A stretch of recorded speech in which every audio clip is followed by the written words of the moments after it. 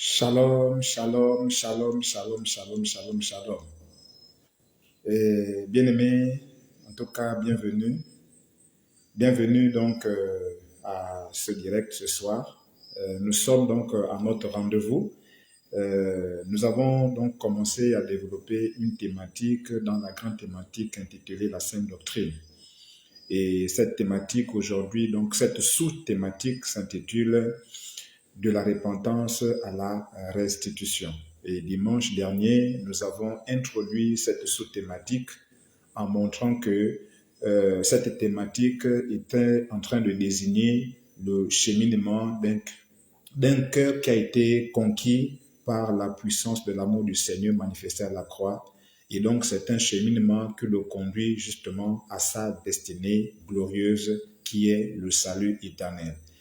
Cette démarche ou ce cheminement commence par une première étape qui s'intitule la repentance. Et donc aujourd'hui, nous voulons développer donc ce premier point de cette thématique afin que nous puissions comprendre ce que c'est que la repentance et surtout pourquoi est-ce que nous devons nous repentir.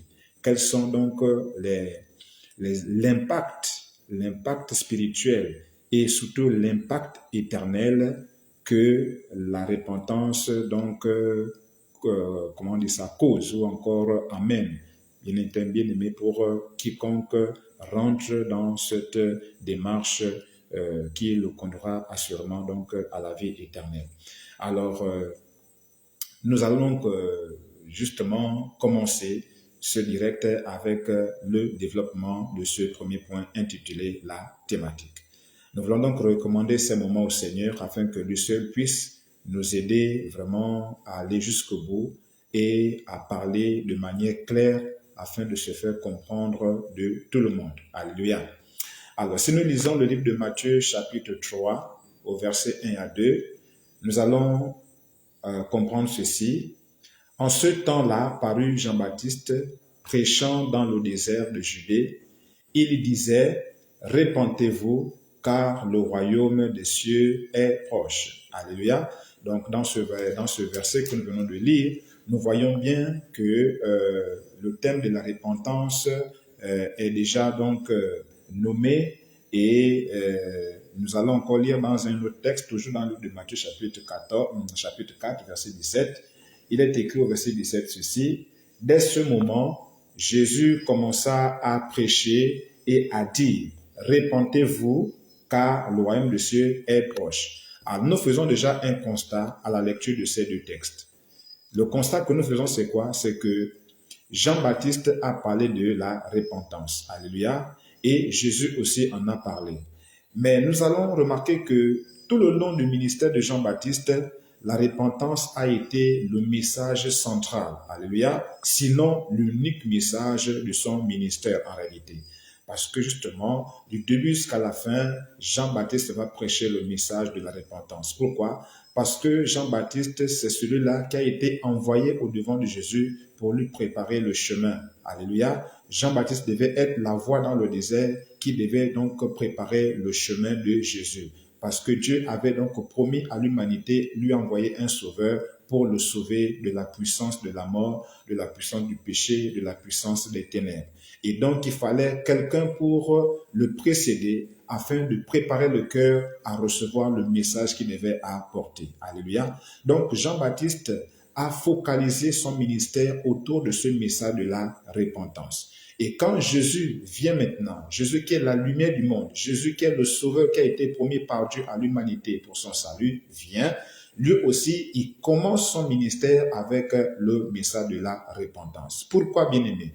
Pourquoi est-ce que Jean-Baptiste va focaliser son ministère sur le message de la repentance? Pourquoi est-ce que Jésus, lorsqu'il va commencer son ministère, il va commencer son ministère justement sur le message de la repentance? Nous allons comprendre pourquoi, bien-aimé, donc dans la suite de notre direct ce soir, et chacun va donc comprendre et surtout se positionner vis-à-vis donc de ce message. Mais avant donc d'entrer donc dans cette profondeur, nous voulons d'abord savoir à quel moment peut-on parler de la repentance. Autrement dit, à quel moment une personne doit-elle arriver à la repentance? Alléluia. On va d'abord répondre à cette question parce qu'on ne parle pas de repentance pour parler. La repentance est nécessaire à un moment précis. Alors, à quel moment doit-on se repentir?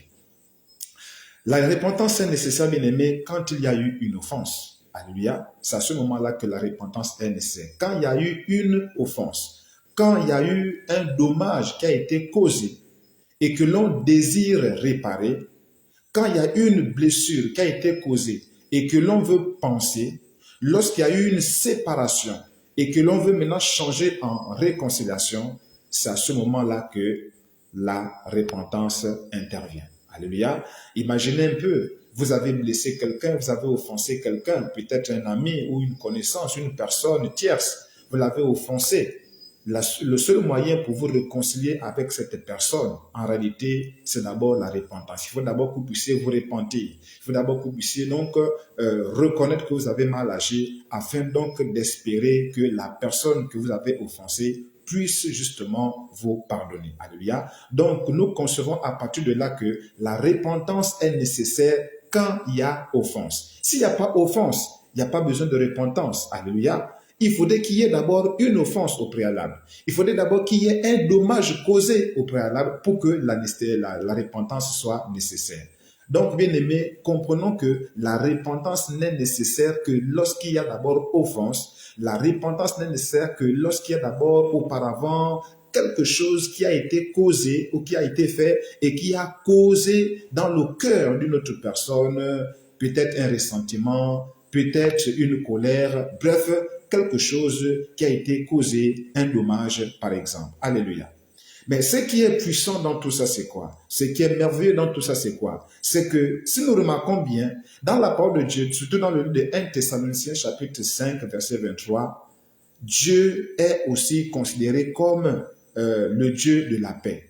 Alléluia. Le Dieu, notre Créateur, celui qui a créé le ciel et la terre, le Dieu de toute chair, le Dieu de toute âme, le Dieu de tout esprit, ce Dieu-là, Jésus-Christ, est aussi un Dieu de paix. Alléluia. Et aussi, il nous a donné à nous les hommes, à nous les humains, à nous ces créatures, ce qu'on appelle le ministère de la réconciliation. Pourquoi, bien-aimés? Pourquoi est-ce que Dieu est appelé le Dieu de paix? Et pourquoi est-ce qu'il nous a donné le ministère de la réconciliation? Bien-aimés, nous devons savoir que, bien-aimés, avant même la fondation du monde, avant même que l'homme ne puisse commencer à vivre et à exister sur la terre, dès avant même le commencement de l'humanité, Dieu, dans sa préscience, savait déjà qu'il devait y avoir un drame. Alléluia. Dieu savait que l'homme devait causer en son cœur, ou devait causer au cœur de Dieu une blessure profonde. Alléluia. Dieu savait que l'homme devait l'offenser. Alléluia. Et bien entendu, cette offense que l'homme a infligé à Dieu, c'est quoi? C'est la désobéissance. Alléluia. Souvenez-vous, au jardin d'Éden, Dieu avait dit à Adam de ne pas manger le fruit. Alléluia. Le fruit qui était au milieu du jardin. Alléluia. Et donc, Dieu s'attendait à ce que Adam puisse obéir. Alléluia. Dieu avait confiance en Adam. Dieu avait toute la confiance en Adam et surtout Dieu avait donné à Adam le libre arbitre. Il aurait pu simplement séquestrer la volonté de Adam pour qu'il ne puisse pas lui désobéir. Mais Dieu s'est montré fair play en lui laissant le libre arbitre. Alléluia. Donc Dieu avait une confiance en Adam. Alléluia. Et malheureusement, Adam n'a pas su gérer cette confiance. Il n'a pas su mériter cette confiance au point que, bien entendu, il a désobéi. Donc, c'est la désobéissance qui a créé cette blessure dans le cœur de Dieu. Alléluia. C'est la désobéissance d'Adam et Ève au jardin d'Éden qui a créé cette blessure, ce drame, cette séparation d'avec Dieu. Alléluia. Et donc, Dieu sachant cela, Dieu donc sachant que à un moment donné, Adam devait désobéir, alors lui-même, il s'est pourvu. Il s'est pourvu au moyen de sauver ou encore au moyen de racheter l'homme. Alléluia. Dieu lui-même s'est pourvu au moyen de racheter l'homme. Alléluia. Il s'est pourvu à ce moyen et il a aussi donné à l'homme la capacité justement de revenir vers lui. Parce que l'homme aurait pu définitivement rester loin de Dieu. Puisque une fois que Adam a mangé le fruit, là, il déclare que les yeux d'Adam sont ouverts. Donc, à partir de là, il y a eu une séparation. Alléluia. Et alors, Dieu a dû le chasser. Alléluia. C'est vrai que il a été chassé physiquement, mais aussi sur le plan spirituel. Adam a été séparé de Dieu. Il y avait donc une déconnexion entre l'esprit d'Adam avec l'esprit de Dieu. Alléluia. Donc, il y a eu cette séparation. Il y a eu comme cette mésentente désormais entre Dieu et l'homme. Alléluia. Voilà pourquoi, bien-aimés, nous comprenons que lorsque Adam a péché, lorsqu'il a désobéi, il y a eu cette séparation, il y a eu cette blessure dans le cœur de Dieu. Et donc, il fallait maintenant trouver un moyen pour penser cette blessure. Il fallait maintenant trouver un moyen pour réconcilier l'homme avec Dieu. Et donc, Dieu s'était pourvu lui-même comme ce moyen-là. Voilà pourquoi, bien aimé, aujourd'hui, nous devons comprendre pourquoi ce qu'on appelle le Dieu créateur, le Dieu de paix. Parce que le Dieu de paix, ça veut dire quoi? C'est le Dieu qui fait la paix. Alléluia. Autrement dit, ça montrait déjà la disposition du cœur de Dieu. Alléluia. À faire la paix avec Dieu, avec l'homme, pardon. Ça montrait déjà, le Dieu de paix montre déjà la disposition du cœur de Dieu à se réconcilier avec l'homme. Ça montrait déjà que Dieu ne devait pas garder à toujours sa colère. Ou bien Dieu ne devait pas garder à toujours cette blessure. Il était prêt à penser cette blessure que l'homme, lui avait causée. Il était disposé. Il était prêt à pardonner l'homme. Voilà pourquoi il est le Dieu de paix. Donc, le Dieu prêt, le Dieu prompt, il déclare qu'il est lent à la colère et riche en bienveillance. Il est riche en miséricorde. Donc, le Dieu de paix, c'est un Dieu qui est déjà prêt. Il est déjà disposé à pardonner quiconque vient à lui. Alléluia. Donc, mon frère, ma soeur, si tu es prêt à revenir au Seigneur, quelles que soient les fautes que tu as commises, quelle que soit la vie que tu as menée, Dieu est prêt à te pardonner. Pourquoi? Parce qu'il est le Dieu de paix. Il n'est pas un Dieu qui garde la rancune, non. Il n'est pas un Dieu qui fait les chichis, qui aime bouder, non. Il est prêt à pardonner quiconque revient à lui avec un cœur repentant. Voilà pourquoi justement, il a fait de nous aussi, bien entendu, il nous a donné aussi un ministère de la réconciliation, alléluia. Et donc, ça veut dire qu'une fois que tu as le désir de te réconcilier avec Dieu, une fois que la pensée naît en toi de revenir vers ton Dieu, bien aimé, sache que c'est là déjà la manifestation du ministère de la réconciliation qui est déjà en œuvre. Et comme Dieu est un Dieu de paix, dis-toi déjà que Dieu est aussi prêt à se réconcilier avec toi si et seulement si tu décides d'amener jusqu'au bout le ministère de la réconciliation qu'il a déjà mis en toi. Autrement dit, le Saint-Esprit, quand il te convainc de péché, de justice et de jugement, lorsque le Saint-Esprit te convainc de revenir vers ton Père, lorsque le Saint-Esprit te convainc de demander pardon, lorsque le Saint-Esprit te dit que tu es un pécheur et que tu as besoin du salut et que le salut ne se trouve qu'en la personne de Jésus-Christ de Nazareth, lorsque tu es convaincu de cela, lorsque tu as connu cela, bien-aimé, va vers ton Dieu, va vers le Créateur, va vers Jésus-Christ de Nazareth, parce que il est prêt à te pardonner. Pourquoi? Mais parce que c'est un Dieu de paix. Alléluia.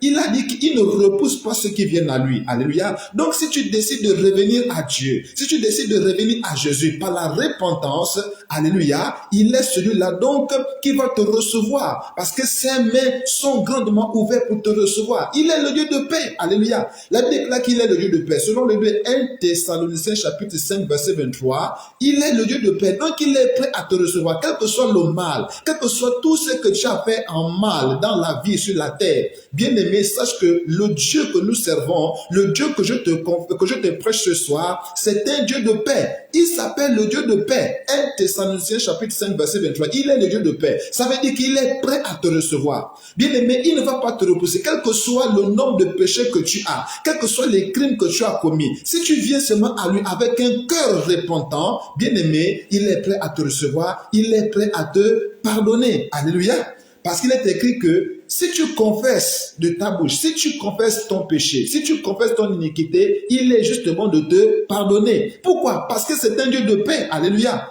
Donc, mon frère, ma soeur, ce soir, je t'invite à te repentir. Je t'invite à revenir à ton Dieu. Je t'invite à donner sincèrement ta vie au Seigneur. Je t'invite à abandonner ta vie au Seigneur. Répands-toi maintenant. C'est maintenant que tu dois te repentir. C'est maintenant que tu dois prendre conscience que ta vie sans Jésus n'est rien. Parce que Jésus seul conduit au salut. Il n'y a que Jésus qui conduit au salut. Ce n'est pas Mahomet qui conduit au salut. Ce n'est pas Bouddha qui conduit au salut. Ce n'est pas Krishna qui conduit au salut. Ce n'est pas Kimbangu qui conduit au salut. Ce n'est pas Kaku Fili qui conduit au salut. Celui qui conduit au salut, ce n'est que Jésus, et c'est Jésus-Christ seul. Parce que il nous a été donné un nom par lequel nous sommes sauvés. Et ce nom-là, c'est Jésus, Jésus-Christ de Nazareth.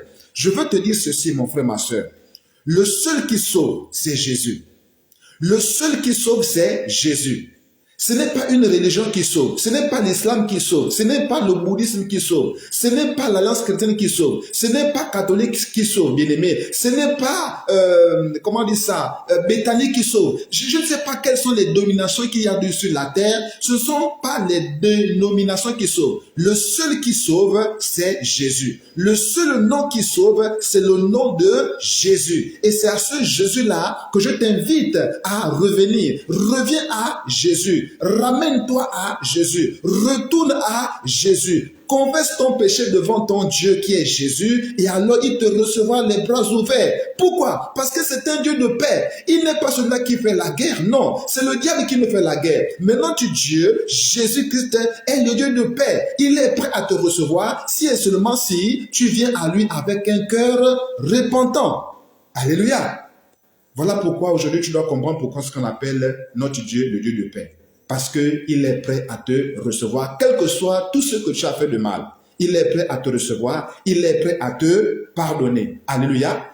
Donc, mon frère, ma soeur, conviens avec moi que tu as besoin d'aller au ciel. Conviens avec moi que ta vie est faite pour que tu sois avec Dieu dans l'éternité. Alléluia. Conviens avec moi. Parce que, bien aimé, si Dieu t'a créé, ce n'est pas pour que tu sois loin de lui, non. Si Dieu t'a créé, c'est pour que tu sois avec lui. C'est un peu comme un homme qui épouse une femme, alléluia. Ce n'est pas pour que, après avoir épousé la femme soit loin de lui, non. Une fois que l'homme a épousé la femme vient à lui, alléluia. La femme reste auprès de lui, alléluia. Et ils vivent ensemble jusqu'à ce que mort les sépare, alléluia. C'est ce que Dieu a fait. Lorsque Dieu nous a créés, c'était pour que nous vivions avec lui d'éternité en éternité, pour que nous puissions vivre dans sa présence d'éternité en éternité. Mais malheureusement, il y a eu quelque chose qui s'est passé. Le drame qui s'est passé, c'est quoi? C'est la désobéissance en Éden. C'est le fait que Adam et Ève ont mangé le fruit alors qu'il leur avait été interdit. C'est ce qui les a séparés. Mais Dieu n'a pas abandonné l'homme. Il s'est pourvu lui-même comme sacrifice. Il s'est pourvu lui-même comme moyen de réconciliation avec l'homme. Voilà pourquoi on l'appelle le Dieu de paix. Et toi maintenant, mon frère, quand tu entends un tel message, en fait, c'est une manière pour Dieu de t'interpeller. C'est une manière pour Dieu de t'appeler. C'est une manière pour Dieu de te dire, mes bras sont ouverts. Mes bras d'amour sont ouverts. Je t'attends. Viens seulement à moi. Alléluia. Voilà pourquoi il est écrit que lorsque tu entends cette parole, n'endurcis pas ton cœur. Alléluia. Parce que c'est Dieu qui est tenté de t'appeler. Voilà pourquoi, mon frère, ma soeur, tu dois comprendre l'importance pour toi aujourd'hui de te repentir. Alléluia. Dieu est un Dieu d'amour. Dieu ne repousse jamais. Dieu ne rejette pas ceux qui viennent à lui. Alléluia. Pourquoi? Parce que c'est un Dieu d'amour. Alléluia. C'est un Dieu de paix. Alléluia. Il aime faire la paix. Alléluia. Notre Dieu est un Dieu de paix. Il aime faire la paix avec ceux qui se sont séparés avec lui. Il aime se réconcilier avec tous ceux-là qui sont séparés de lui par le péché. Voilà pourquoi, mon frère, ma soeur, aujourd'hui je te dis, si tu entends cette parole, si tu reçois ce message ce soir, mon frère, ma soeur, n'hésite pas, rentre au fond de toi-même et demande pardon à Dieu pour tes péchés, pour ta vie passée longtemps loin de lui. Reviens à lui maintenant, demande-lui pardon et dis-lui véritablement le désir que tu as maintenant de te réconcilier avec lui. Dis-lui ce soir ou pendant que tu vas m'écouter, mon frère, ou après que tu vas m'écouter, que tu m'as écouté, dis-lui combien tu veux revenir à lui. Dis-lui combien tu veux qu'il soit dans ta vie comme ton Seigneur et ton Sauveur. Montre-lui que véritablement tu le veux, tu le désires, que tu veux seulement passer l'éternité auprès de lui. Bien-aimé, il ne va pas te repousser, il ne va pas te chasser. Au contraire, il sera content de toi. Pourquoi? Parce qu'elle déclare que lorsqu'un pécheur se répand, au ciel, il y a une grande fête. Mon frère, ma soeur, je t'invite vraiment à l'instant même de provoquer une fête au ciel. Comment? En te donnant au Seigneur, en revenant au Seigneur, en te repentant, en revenant au Seigneur, alléluia, en te repentant de ta vie, en délaissant ta vie, en abandonnant ton ancienne vie et en adoptant une nouvelle vie, une vie où seul maintenant le Seigneur Jésus est le maître de ta vie. C'est à cela que je t'invite, Seigneur, que je t'invite, mon frère, ma soeur. C'est à cela que je t'invite parce que j'ai la mission de te communiquer ce message. Alléluia. Alors maintenant, qu'est-ce que la repentance? Alléluia. Qu'est-ce que la repentance? La repentance veut dire quoi? La repentance, mon frère, ma soeur, c'est un acte qui consiste à se repentir. Alléluia. C'est un acte qui consiste à se repentir. Mais c'est quoi se repentir? Pour mieux comprendre l'acte de se repentir, on va le définir en 3 étapes. Se repentir consiste premièrement à prendre conscience. Je reprends. Se repentir consiste premièrement à prendre conscience du mal qu'on a fait et en éprouver un vif et profond et sincère regret ou désolation. C'est-à-dire que tu prends conscience que tu as mal agi. Tu prends conscience que tu as mal fait. Tu prends conscience que tu as mal vécu. Tu prends conscience que tu as longtemps vécu sans Jésus. Tu prends conscience de cela. Et tu prends conscience que en vivant loin de Jésus, en vivant sans Jésus, tu as fait mal au cœur de Dieu. Il faut que tu prennes conscience de cela d'abord. Alléluia. Et cette prise de conscience peut être faite de manière personnelle. C'est-à-dire que pendant que tu réfléchis, une pensée peut te venir à l'esprit te disant que réponds-toi, tu as longtemps vécu mal loin de Dieu. Ou bien pendant que je suis en train maintenant de te prêcher là, c'est une manière, de manière extérieure, à t'amener aussi à prendre conscience que tu as mal agi, à prendre conscience que tu as fait mal au cœur de Dieu. Pourquoi? Parce que Dieu te voulait avec lui. Dieu voulait que tu le serves. Dieu voulait que tu sois avec lui. Alléluia. Depuis ta naissance jusqu'à maintenant, Dieu voulait normalement que tu sois avec lui, que tu marches selon ses voies, que tu lui obéisses. Mais comme tu ne l'as pas fait, alors tu l'as fait mal au cœur. Alléluia. C'est comme quand tu attends quelque chose d'un être cher. Par exemple, tu attends de l'obéissance à ton enfant, mais ton enfant désobéit. Est-ce que tu seras content? Non. Mais tu auras mal au cœur. Tu auras mal au cœur quand tu vas demander à ton enfant de faire ceci, il va désobéir. Quand tu vas demander à ton enfant de faire cela, il va désobéir. Bien aimé, tu auras mal au cœur. Alléluia. C'est ce que nous avons fait, nous tous. Alléluia.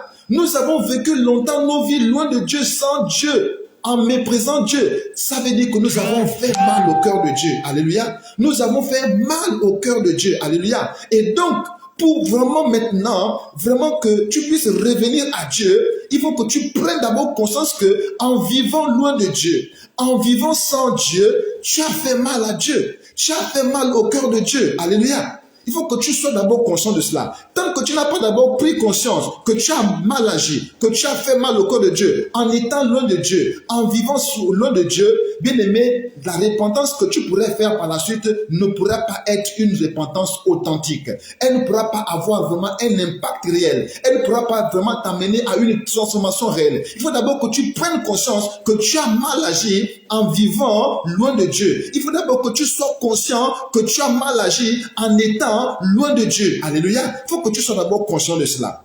Voilà pourquoi la première étape dans la repentance sincère, c'est d'abord la prise de conscience du mal qu'on a fait au cœur de Dieu. Alléluia. C'est d'abord ça la première étape, mon frère, ma soeur. Dans la Bible, on prend l'exemple du roi David. Alléluia. Dans le 2 Samuel chapitre 12. Si vous lisez tout le chapitre 12, vous allez comprendre l'histoire. Alléluia. Mais quand nous prenons le verset 13, qu'est-ce que David va faire? Il va dire ceci: je reconnais avoir mal agi envers l'Éternel. Tu vois? Donc, David reconnaît. David prend conscience. Lorsque le prophète Nathan est venu lui exposer ses méfaits, lorsque le prophète Nathan est venu lui révéler le mal qu'il avait fait à son serviteur, à son soldat Uri, parce que David avait tué Uri pour prendre sa femme. Ça, c'était un mauvais acte. Alléluia. Donc, le prophète Nathan est venu le lui dire. Alléluia. Et alors, il a reconnu son méfait. Il a reconnu sa faute. Il a reconnu qu'il avait mal agi envers l'Éternel. Il n'a pas dit j'ai mal agi envers Uri. Non. Il a dit j'ai mal agi envers l'Éternel. Donc, bien aimé, tout ce que tu fais en mal sur la terre, tu fais mal à Dieu. Même si les hommes sont touchés par le mal que tu fais, mais c'est d'abord à Dieu que tu fais mal. Pourquoi? Parce que les hommes à qui tu fais mal là appartiennent à Dieu. Alléluia. Ce sont les créatures de Dieu. Alléluia. Pire encore, quand ce sont des serviteurs de Dieu. Alléluia. Donc, quand tu agis mal sur la terre, c'est d'abord à Dieu que tu fais du tort. Alléluia. Quand tu fais du tort à quelqu'un, c'est d'abord à Dieu que tu fais du tort. Alléluia. Voilà pourquoi, mon frère, ma soeur, tu dois comprendre que quand tu agis mal, c'est d'abord envers Dieu que tu agis mal. Alléluia. Ce n'est pas d'abord envers les hommes, c'est d'abord envers Dieu que tu agis mal. Voilà pourquoi tu dois d'abord prendre conscience que tu as mal agi envers Dieu. Alléluia. Et c'est ce que le roi David a fait. Il a reconnu, il a confessé qu'il avait mal agi envers l'Éternel. Alléluia. Voilà pourquoi, mon frère, ma soeur, la première étape dans la repentance sincère et véritable, c'est lorsque tu prends conscience d'avoir mal agi envers l'Éternel. Alléluia. Même si tu l'as fait envers les hommes, mais sache que c'est d'abord envers Dieu. Sache d'abord que c'est envers Jésus que tu as mal agi. Quand tu vivais loin de Dieu, il y a des personnes autour de toi qui souffraient de cela. Peut-être que ton enfant souffrait de ça. Peut-être que ta femme souffrait de ça. Peut-être que ton fils souffrait de ça. Le fait que tu as vécu loin de Jésus. Peut-être que ton enfant t'a demandé de donner ta vie à Jésus. Et tu as banalisé. Et tu as longtemps vécu sans Jésus. Sans écouter, par exemple, l'exhortation ou bien l'invitation de ton enfant. C'est vrai que peut-être ton enfant a eu mal, mais sache que c'est à Dieu que tu as fait mal. Alléluia. Voilà pourquoi tu dois comprendre que la première étape dans une repentance sincère, c'est quand tu reconnais que tu as mal agi envers l'Éternel. Alléluia. Amen, amen. Ça, c'est donc la première étape. Et quand nous lisons dans le livre de Luc, chapitre 15, l'histoire de l'enfant prodigue, lorsqu'il est rentré au fond de lui-même, dans le livre de Luc, chapitre 15, alléluia, la Bible déclare que le jeune homme est rentré au-dedans de lui-même et il a reconnu qu'il avait mal agi en abandonnant son père. Alléluia. Il a quitté son père pour aller vivre dans un pays étranger, loin de son père. Et là-bas, il a vraiment commencé à souffrir. Et il a réalisé que la souffrance qu'il avait, c'était parce qu'il avait abandonné son père. Voilà pourquoi il avait pris la décision de repartir vers son père pour aller lui demander pardon. Alléluia. Donc, mon frère, ma soeur, tu dois rentrer au-dedans de toi et reconnaître que tu as mal agi. Alléluia. Tu dois reconnaître cela. Tu dois reconnaître que tu as offensé Dieu. En menant ta vie comme tu comprends, en menant ta vie selon ton propre désir, selon ton propre cœur, tu as mal agi. Tu as mal agi devant Dieu. Tu as offensé le cœur de Dieu. Tu as blessé le cœur de Dieu. Voilà pourquoi tu dois demander. Vraiment, tu dois prendre conscience de cela, le reconnaître. Alléluia. Pour pouvoir commencer à aller progressivement, bien entendu, sur le chemin de ta restauration. Alléluia. La deuxième étape de la repentance, c'est quoi? Après avoir pris conscience que tu as mal agi, alléluia, et en ayant un sincère regret de ce mal que tu as eu à faire, il faut maintenant ressentir le besoin de réparer.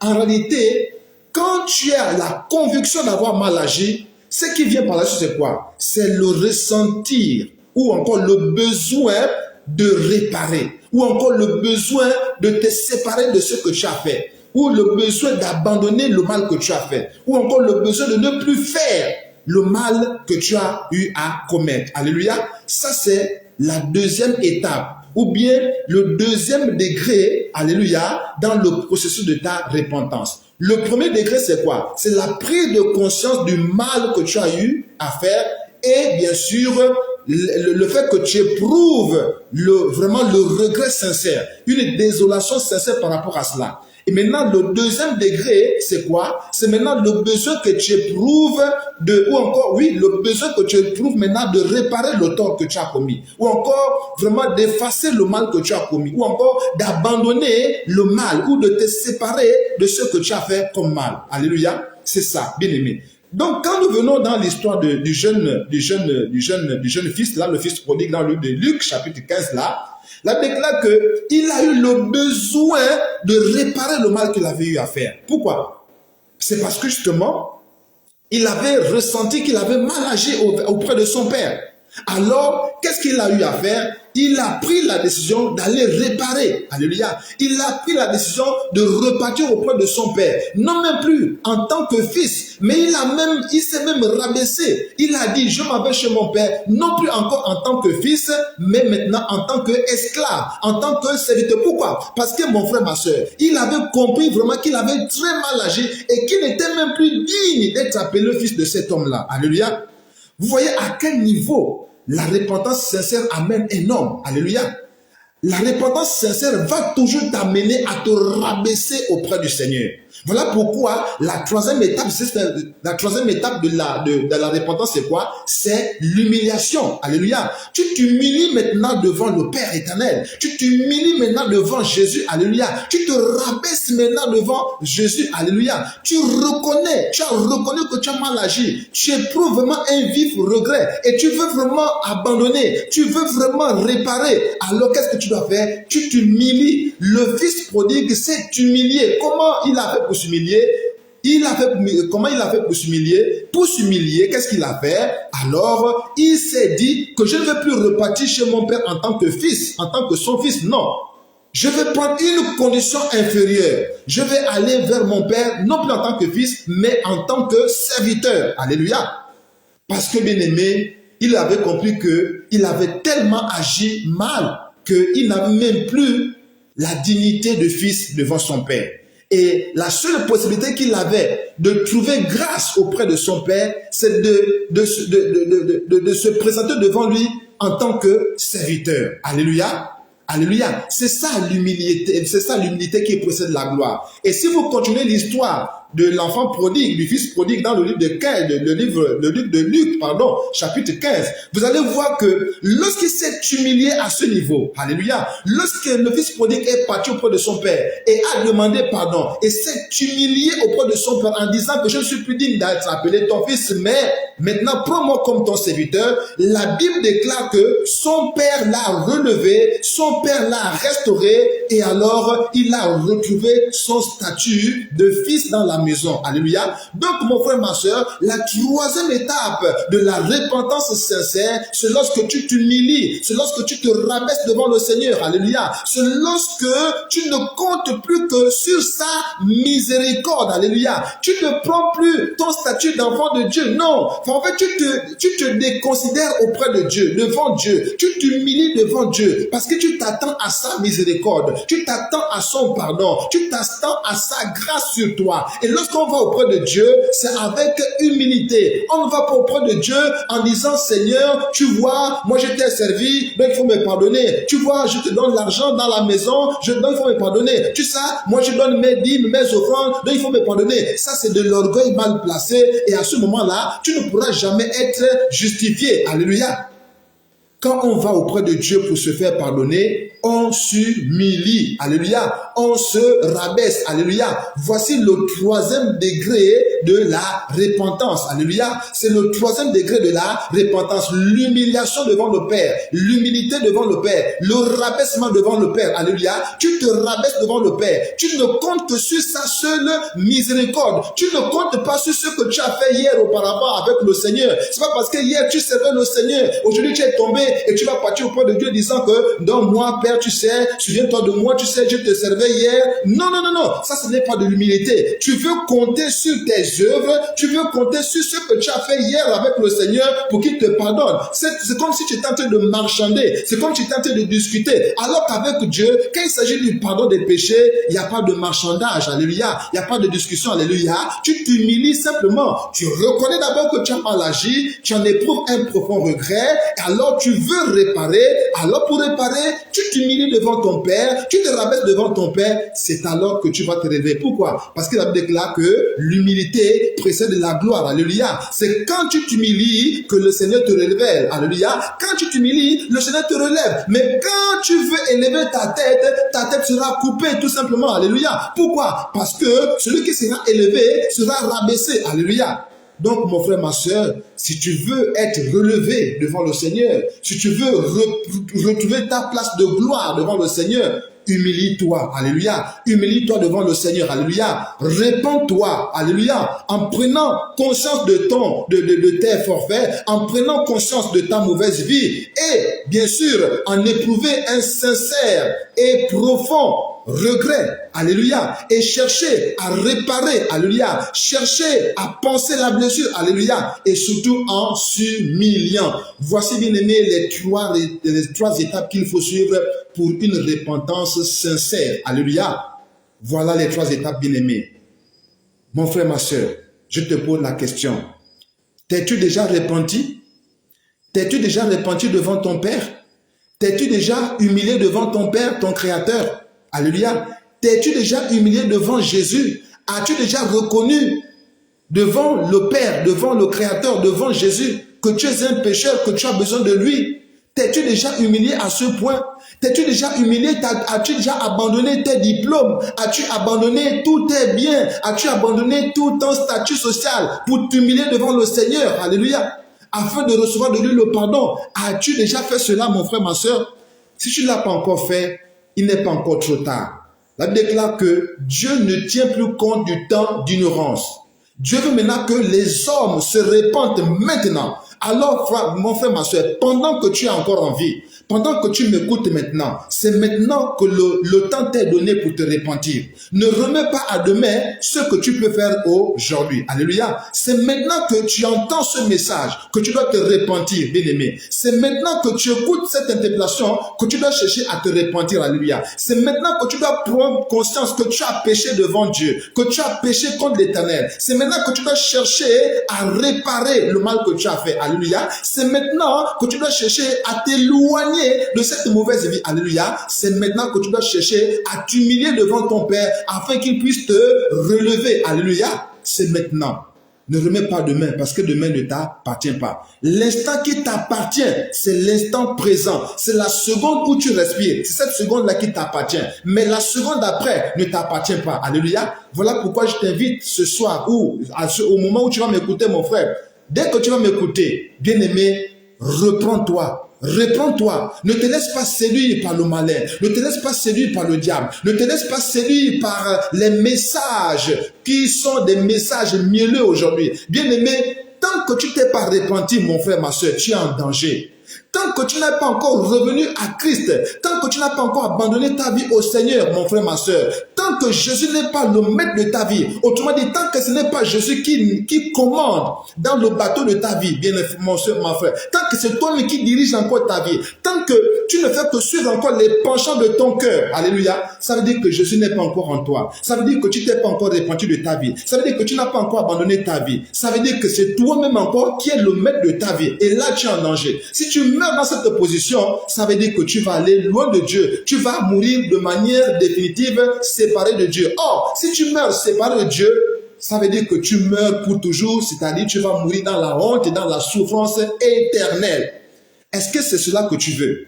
Je ne pense pas. Je ne pense pas que tu veuilles mourir loin de Dieu. Je ne pense pas que tu veux mourir et rester loin de Dieu pour souffrir d'éternité en éternité. Je ne pense pas que c'est ça ton projet.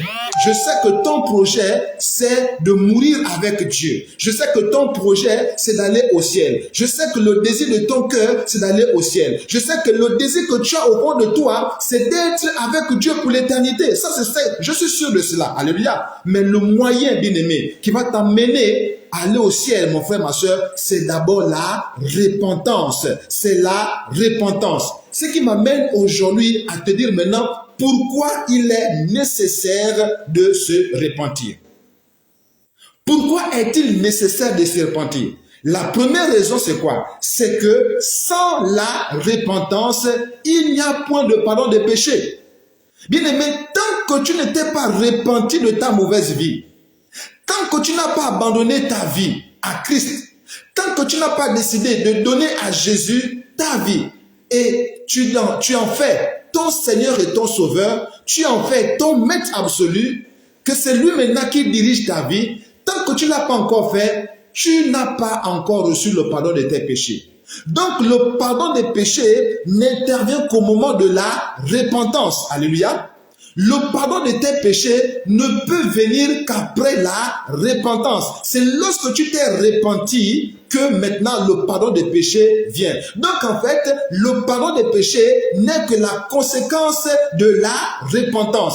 Donc sans repentance, il n'y a pas de pardon des péchés. Alléluia. Si nous lisons le livre de Proverbes, chapitre 28, verset 13, Proverbes 28, verset 13, Actes des Apôtres, chapitre 26, verset 18, et le livre de 1 Jean, chapitre 1, verset 9, nous voyons qu'il est clairement établi dans ces versets que ce n'est que lorsqu'on se répand de nos péchés, c'est lorsqu'on se répand de nos péchés, c'est lorsqu'on décide d'abandonner nos péchés que le pardon de ces péchés-là arrive. Alléluia.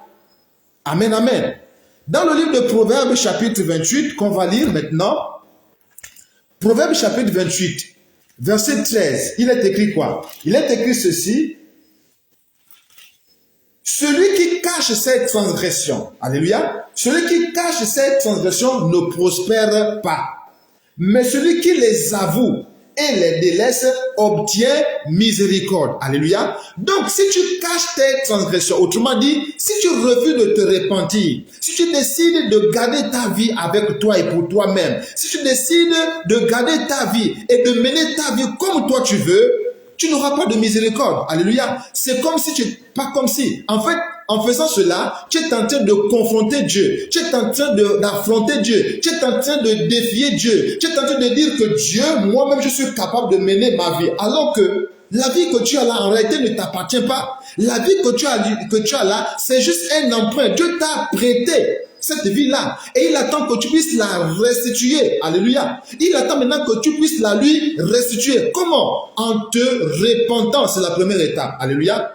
Donc, le moyen de restituer ta vie à Dieu, c'est quoi? Le premier moyen, la première étape, c'est quoi? C'est la repentance. Voilà pourquoi nous avons parlé la dernière fois de la repentance à la restitution. Pourquoi? Parce que c'est un cheminement. Alléluia. Et le premier pas dans ce parcours, c'est quoi? C'est la repentance. Alléluia. Donc ce soir, je t'invite à te repentir. Alléluia. Repens-toi parce que tant que tu ne t'es pas repenti, tu as toujours tes péchés avec toi. Ce n'est pas parce que tu pars à l'église que Dieu t'a déjà pardonné, non. Ce n'est pas parce que, je ne sais pas, tu vis une bonne vie, que tu ne fais pas du mal aux gens, que tu ne fais pas du tort aux gens. Ce n'est pas parce que tu fais ça, non, bien-aimé. Ce n'est pas parce que tu vis une vie bien rangée. Non, ce n'est pas ça, bien-aimé. La Bible déclare que la justice humaine n'est que sûre devant Dieu. Donc, quel que soit le bien que tu peux faire, quelle que soit la manière de vivre, loin des déchets, de mauvaises choses, tout, mais tant que tu ne t'es pas encore repenti devant le Seigneur, tant que tu n'as pas encore demandé à Dieu pardon par rapport à ta vie, tant que tu n'as pas pris cette vie-là pour la confier à Dieu, pour dire à Dieu, Seigneur Jésus, prends ma vie, sois le maître de ma vie, désormais dirige-moi, désormais commande-moi. Ce n'est plus moi qui dois vivre, ce n'est plus moi qui dois décider de ma vie, mais c'est maintenant toi qui dois décider de ma vie. Conduis-moi selon ton esprit, conduis-moi selon tes desseins. Tant que tu n'as pas encore pris cette décision-là, tant que tu n'es pas encore arrivé à cette décision-là, sache que tu ne t'es pas encore repenti et donc tes péchés ne te sont pas encore pardonnés. Donc, mon frère, la repentance est nécessaire. La repentance est vitale. Et bien aimé, tu dois comprendre que si tu ne t'es pas encore repenti, mon frère, ma soeur, tu n'as pas encore reçu le pardon de tes péchés.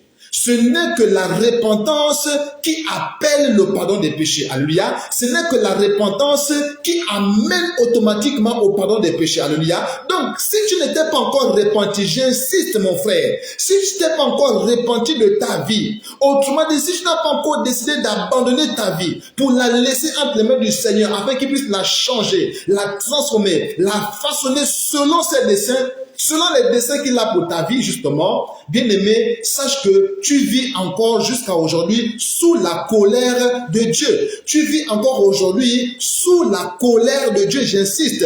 Si tu n'étais pas encore repenti, mon frère, si tu n'as pas encore pris un temps où tu te ressaisis, où tu rentres au fond de toi-même et tu réalises et tu reconnais que ta vie sans Jésus est une offense devant Dieu. Ta vie sans Jésus, c'est un défi devant Dieu. Ta vie sans Jésus, c'est vraiment un affront devant Dieu. Tant que tu n'as pas encore pris conscience de ça, bien-aimé, sache que tu vis sous la colère de Dieu. Sous la colère de Dieu.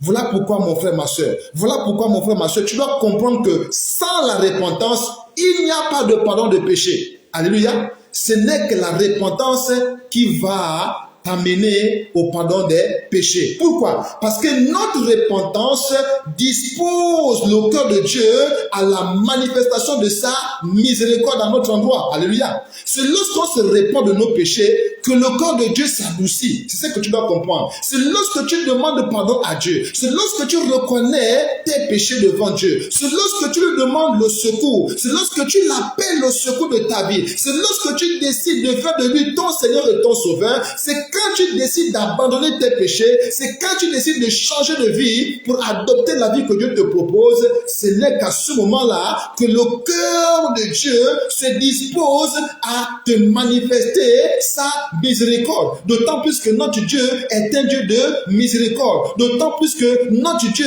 est un Dieu de paix. Donc mon frère, si tu veux que le Dieu de paix soit en paix avec toi, mon frère, il n'y a qu'une seule solution, répands-toi de ta vie. Il n'y a qu'une seule solution, répands-toi de ta vie et remets ta vie au Seigneur.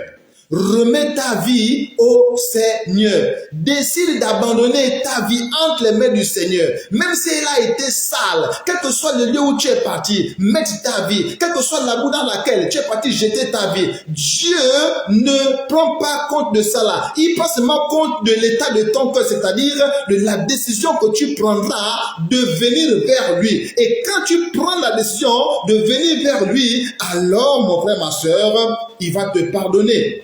Alors, il va s'aimer cette paix entre toi et lui. Pourquoi? Parce que c'est un Dieu de paix. Donc, mon frère, c'est la repentance qui dispose le cœur de Dieu à la manifestation de sa miséricorde à ton endroit, à mon endroit. C'est quand on se décide de se repentir de nos péchés que le cœur de Dieu s'ouvre en notre faveur pour nous accorder le pardon de nos péchés. Alléluia. Amen, amen. Donc, mon frère, ma soeur, c'est ça la première raison pour laquelle la repentance est plus que nécessaire. Amen, amen. La deuxième raison, c'est quoi? C'est que la repentance nous ouvre les portes du ciel et nous repositionne sur la voie de notre vocation céleste. Alléluia. C'est trop compliqué ce que je viens de dire, mais sache seulement que lorsque tu te répands, en fait, tu reviens sur le chemin qui te conduit au ciel, tout simplement. Sache que quand tu te répands, en fait, tu es tenté de revenir sur le droit chemin, en fait. Tu es tenté de revenir sur le droit chemin. En fait, tu étais perdu. Quand tu menais ta vie comme tu voulais, quand tu menais ta vie sans Jésus, en fait, tu étais perdu. Tu étais comme on dit avec les jeunes, tu étais dans le décor. Alléluia. Tu étais perdu. C'est-à-dire là que chacun suivait sa propre voie. Alléluia. Comme des brebis sans berger, des brebis errants, chacun marchait comme il voulait. Mais comme le bon berger est venu, qui est Jésus, alors il nous a montré la voie qu'on doit suivre. Voilà pourquoi il est dans le Jean chapitre 14, verset 6, je suis le chemin, la vérité et la vie. Donc quand tu te répands, en fait ça veut dire que tu reviens maintenant sur le droit chemin. Tu te repositionnes sur le chemin de l'éternité avec Dieu. Alléluia. Donc, ça veut dire que si tu ne te réponds pas, ça veut dire que tu demeures toujours perdu.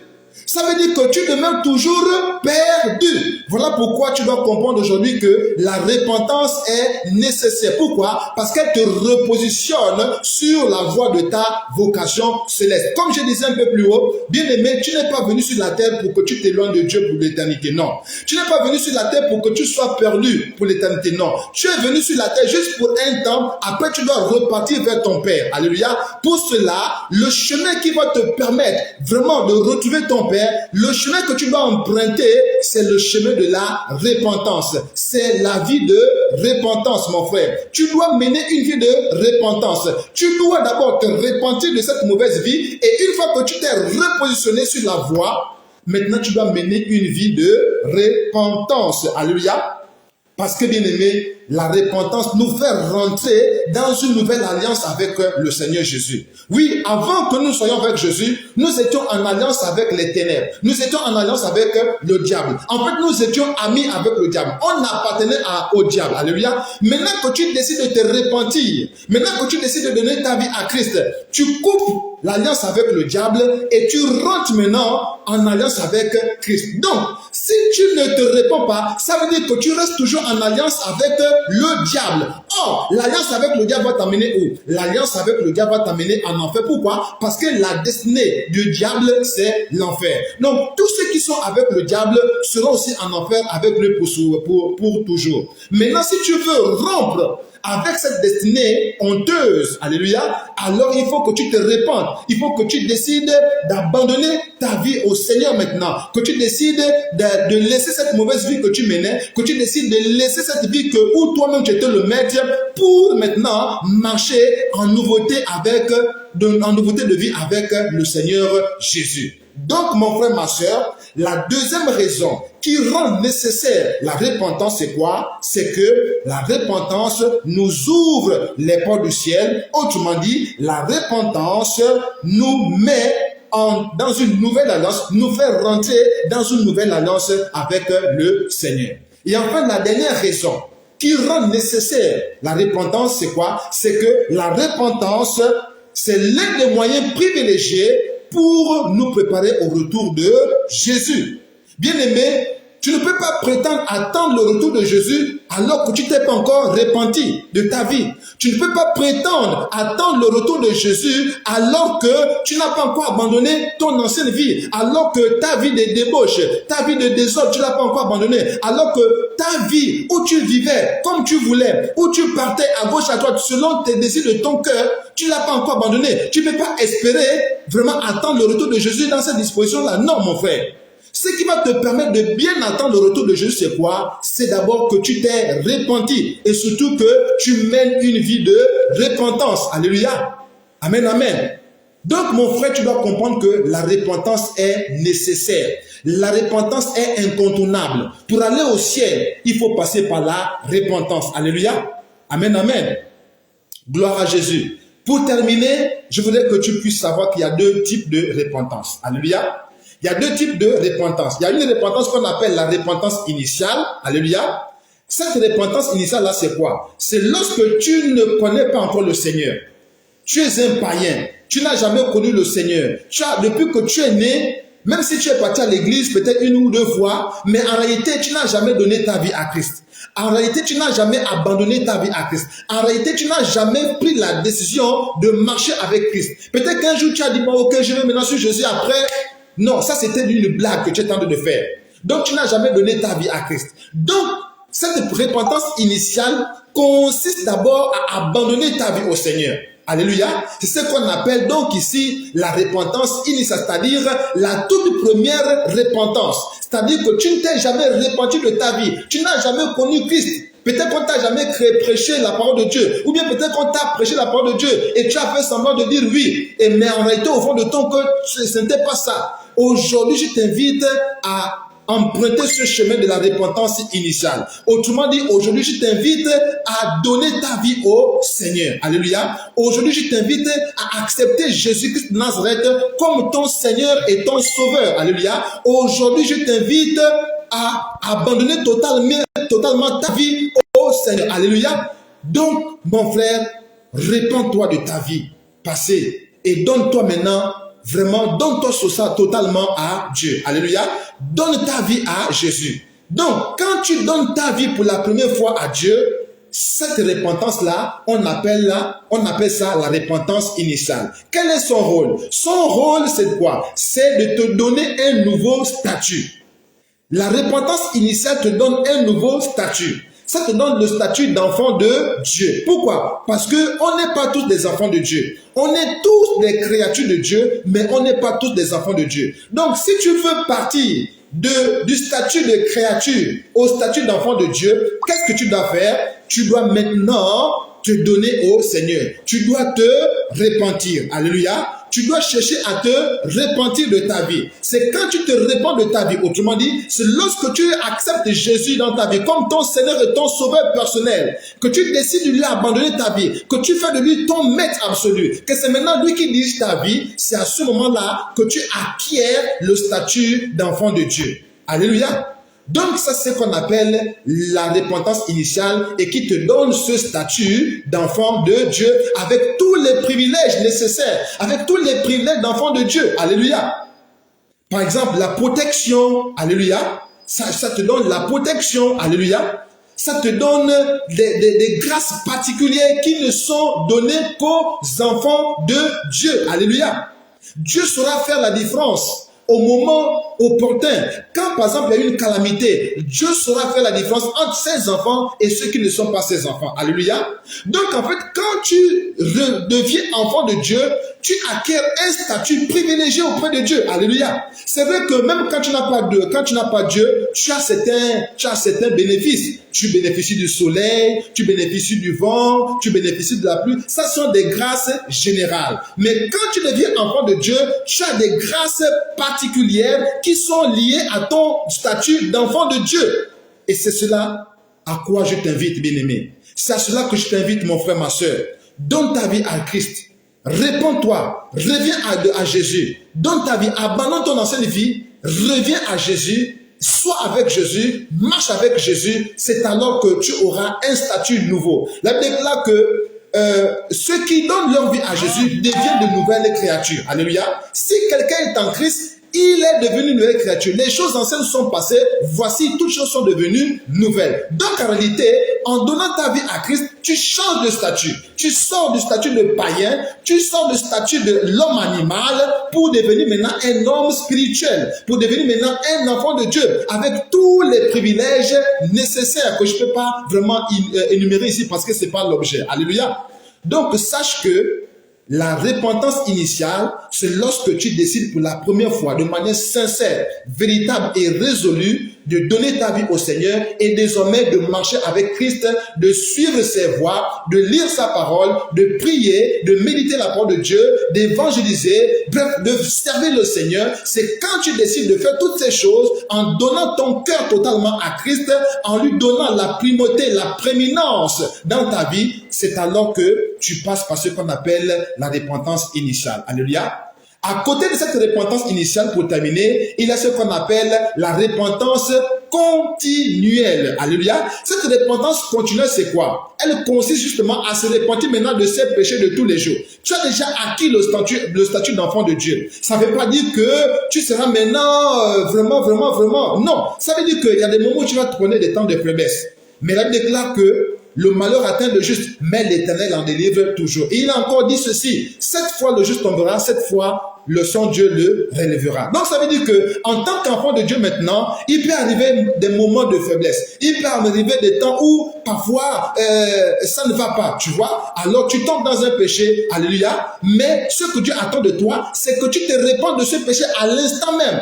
Bien-aimé, quand tu fais un péché, c'est à l'instant même que tu as fait le péché que tu dois chercher à sortir de là, que tu dois chercher à te repentir. Parce que si tu attends, le malheur peut t'arriver entre-temps. Alléluia. Et le diable va t'accuser. Alléluia. Donc, une fois que tu as péché, tu dois te repentir à ce moment-là. Et alors, le diable n'aura pas l'occasion de t'accuser et donc il n'aura pas accès à ta vie. Alléluia. Donc la repentance continuelle, c'est maintenant le mode de vie qu'on doit adopter. C'est-à-dire, on doit mener maintenant une vie de repentance. Une fois qu'on s'est repenti initialement, qu'on est devenu enfant de Dieu, maintenant on doit mener une vie de repentance. C'est-à-dire une vie où on demande pardon à Dieu toutes les fois que la chair étant faible nous fait tomber. Alléluia. Parce que bien aimé, tant qu'on est encore sur la terre, il ne faut pas qu'on se leurre la face.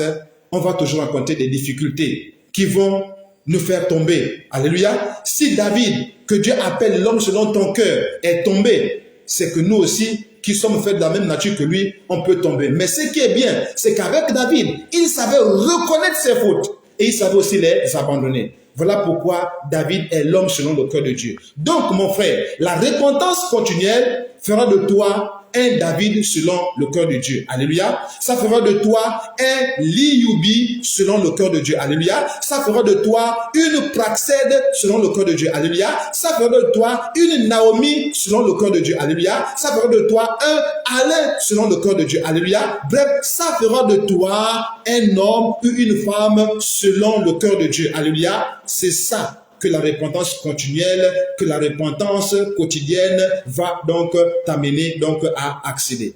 Mon frère, ma soeur, que te dire encore, bien-aimé? Je t'ai déjà montré l'importance de te repentir. Et surtout, je t'ai montré comment est-ce que tu dois te repentir de manière sincère.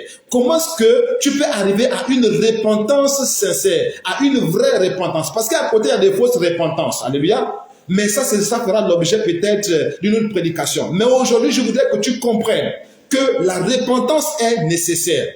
Si tu ne te repens pas, tu ne pourras jamais aller au ciel. Et pour bien te repentir, tu dois d'abord prendre conscience que tu as péché contre Dieu. Et tu dois avoir le désir de te repentir. Alléluia. Tu dois avoir le désir d'abandonner. Tu dois avoir le désir de délaisser ça. Alléluia. Et alors après, tu dois aller t'humilier devant ton Père en lui demandant pardon. Ce n'est qu'à ce moment-là que le Seigneur va t'accorder son pardon, qui va t'ouvrir les portes du ciel et que tu vas marcher avec lui, main dans la main, jusqu'à ce que, au dernier jour, au son de la trompette, tu puisses aller avec lui dans les airs pour participer aux noces de l'agneau. Voilà ce à quoi je nous invite, que nous soyons tous au dernier jour, aux noces de l'agneau, en tant qu'épouse auprès du Seigneur. Que le Seigneur nous aide à être en paix avec lui, à marcher dans la repentance quotidienne et surtout à tenir ferme jusqu'au bout parce que le Seigneur revient bientôt. Alors, je nous donne rendez-vous pour la prochaine séance, donc dimanche prochain. Que le Seigneur soit béni. Soyez bénis, vous qui avez prêté les oreilles, au nom de Jésus-Christ de Nazareth. Amen. Shalom, shalom, à dimanche, 20h30, si Dieu le veut. Shalom.